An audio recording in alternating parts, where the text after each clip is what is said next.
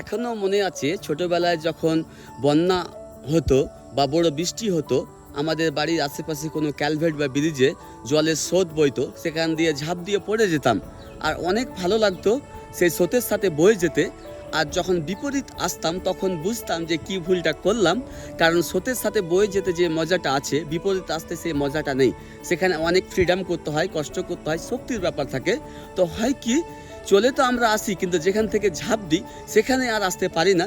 জীবনকে বাঁচার জন্য যে কোনো একটা কিনারা পাই, ঝাড় পাই, কিনারা পাই, সেটাকে ধরে আমরা উপরে উঠে যাই জীবনকে বাঁচাবার জন্য।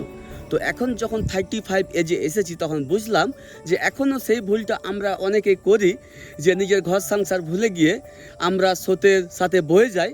আর যখন ফিরে আসার চেষ্টা করি সেটা আর সম্ভব হয় না, সেখানে আসতে অনেক দেরি হয়ে যায়।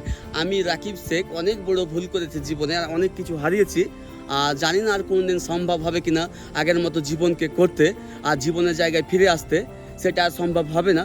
জীবনে খুব খারাপ সময় পার করছি আর খুব খারাপ কন্ডিশনে আছি। আর সবাইকে আমি একটা মেসেজ দিব যে জীবনে কোনো মানুষের প্রতি কোনো বিশ্বাস রাখা হবে না। এই পৃথিবীতে কেউ আপন নয়, কেউ সাথে যাবে না, কেউ সাথে আসেনিও।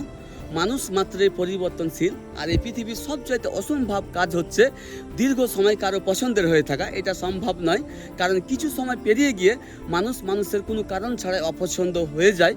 তো আমার সাথে তেমনটা ঘটেছে। আমি জীবনে অনেক কিছু হারিয়েছি, আর হারিয়ে যে অভিজ্ঞতা অর্জন করেছি সেখানে একটাই বুঝেছি যে নিজ পরিবার ছাড়া কেউ আপন নয় আর কেউ পাশে থাকবে না।